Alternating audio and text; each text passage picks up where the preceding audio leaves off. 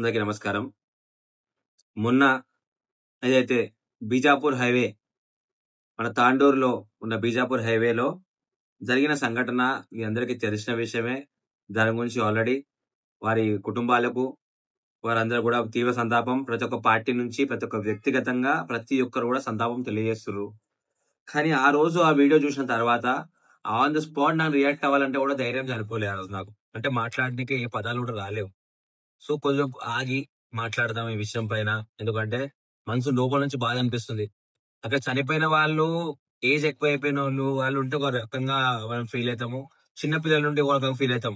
కానీ విద్యార్థినులు ఎవరైతే బాగా చదువుకొని మా ఇంటి పేరు నిలబెట్టాలి అని చెప్పేసి ఒక ఉద్దేశంతోని ఎంత దూరమైనా ట్రావెల్ చేసుకుంటా నేను చాలా మంది గర్ల్స్ స్టూడెంట్స్ చూస్తుంటా. ఆర్టీసీ బస్‌లో ప్రయాణం చేసుకుంటూ దూరం పోయి 2, 3 బస్సులు మారి మరి కాలేజ్‌కెళ్తుంటారు. వాళ్ళందరి బాధలు నాకు తెలుసు. నేను చాలా మంది చెప్తుంటే వింటున్నా గూడా. అదే రకంగా ముగ్గురు ఆడపిల్లలు ఒకటే కుటుంబం నుంచి చనిపోవడం అనేది చాలా విషాదకరం. ఈ జిల్లాకి అదొక చాలా బాధాకరమైన రోజు. ఓ రంగారెడ్డి జిల్లా ప్రాంతం ఉన్న వాస్తవ్యుడిగా, ఒక బాధ్యత గల నాయకుడిగా నేను మాట్లాడాలనుకుంటుంది ఒకటే.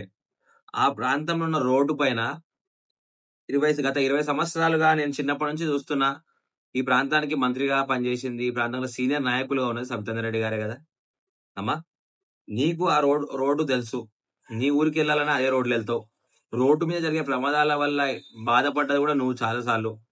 మీ మీ ఫ్యామిలీ‌లనే రోడ్డు ప్రమాదంలో మరణించిన వారు ఉన్నారు. ఆ బాధ మీకు తెలుసు. తెలిసి కూడా పేదల పట్ల ఎందుకంత చిన్న చూపు? అది నేషనల్ హైవే అని మాట్లాడతారు. అప్పా జంక్షన్ నుంచి మొదలుకొని తాండూరు వరకు ఉన్న రోడ్‌ని ఎన్నో సార్లు తీద్దామని సరే బనియన్ ట్రీస్ దానికి అసోసియేషన్ వాళ్ళొచ్చిర్రు, మాట్లాడి చేసిర్రంటారు. కానీ ఎంతసేపు ఒక రోడేయాలంటే? అది చేయొచ్చు. కానీ మీ హయాంలో కాలేదనే విషయాన్ని మీరు చెప్పకుండా 2 సంవత్సరాల నుంచి మీ ప్రభుత్వం ఉందని చెప్పి మా మీద నెట్టడానికి ప్రయత్నం చేస్తున్నారు. సత్యేందర్ రెడ్డి గారు మీరు అవునన్నా, కాదన్నా తప్పు తప్పే. మీ నిర్లక్ష్యమే ఈరోజు ఈ అందరి చావులకు కారణమైంది. మీకు తెలిసి బాధ గూడా మీరు పేదల పట్ల వారు చూపెట్టలేకపోయినారు. ఇంకోటి కొండా విశ్వేశ్వరరెడ్డి గారు గూడా 2 సార్లు 2 టర్మ్‌లుగా వారు ఎంపీగా ఉన్నారు. బీఆర్ఎస్ పార్టీకి ఉన్న ఎమ్మెల్యేలు అక్కడ ఉన్న ఎమ్మెల్యేలు ఇప్పుడు మా పార్టీకొచ్చినా కూడా కాళీ యాదయ్య గారు గావచ్చు, అక్కడ ఉన్న పట్నం మహేందర్ రెడ్డి గారు గావచ్చు, వాళ్ళకి గూడా నేను చెప్తున్నా.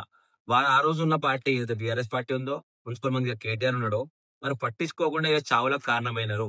మనసు మీద చేసుకొని ఆలోచన చేయాలి. మన ఇంట్లోనే ఒక మనిషికి అట్లయితే ఆ బాధ ఎట్లుంటదో అది తెలుస్తది. ఈరోజు ఆ తండ్రి దుఃఖంతోని ప్రతి ఒక్క రాజకీయ నాయకుడిని తిడుతున్నాడు. ఈమె సంతాపం తెలవాలని అక్కడ పోతే ఆమెను తిట్టి పంపించిండ్రు రిటర్న్. ఆ రోజు మీకెందుకొచ్చింది? మీరు రాజకీయ దురంధరులు. ఈ రాష్ట్ర ఈ దే ఈ జిల్లాలనే నేను చూసినప్పుడు పెద్ద నాయకులు సత్యేందర్ రెడ్డి గారు. మీరు బాధపడి తిరిగి రావాల్సిన అవసరం మీకెందుకొచ్చింది? అదే మీరు పదవిలో ఉన్న కాలంలో ఆ రోడ్డు పూర్తి చేసుకుంటే అయిపోతుండే గదా! నేను చేతులు జోడించి మీకు చెప్తున్నా సత్యేందర్ రెడ్డి గారు. ఇంక ముందైనా నిర్లక్ష్యాన్ని పక్కకు పెట్టి on the spot reaction movement ఎట్లయితే ఆన్ ద స్పాట్‌లా మొన్న యాక్సిడెంట్ కాగానే ఆ రోజు సాయంత్రానికి సాయంత్రమే గౌరవ ముఖ్యమంత్రులు రేవంత్ రెడ్డి గారు ఆదేశాలిచ్చి ఇమ్మీడియేట్‌గా రోడ్ పనులు స్టార్ట్ కావాలని చెప్పి ఆ రోజుకి ఆ రోజు నిర్ణయం ఎట్లా తీసుకుండో, గతంలో మీరు ఆ విధంగా నిర్ణయాలు తీసుకొనుంటే ఈరోజు ఈ పరిస్థితి రాకపోయేది. నేను రేవంత్ రెడ్డి గారిని అప్రిషియేట్ చేస్తున్నా. నేను చాలా గర్వంగా ఫీల్ అవుతున్నా నా ముఖ్యమంత్రి. మా రాష్ట్ర ముఖ్యమంత్రి ఆన్ ద స్పాట్ డెసిషన్ తీసుకుంటూ 2 సంవత్సరాల కింద 2 సంవత్సరాలు మీరు ప్రభుత్వంలో చేయలేరు అని మాట్లాడతారు కదా! ఆ రోజు నుంచి ఈ రోజు వరకు చాలా చేసుకుంటూ వచ్చినాం.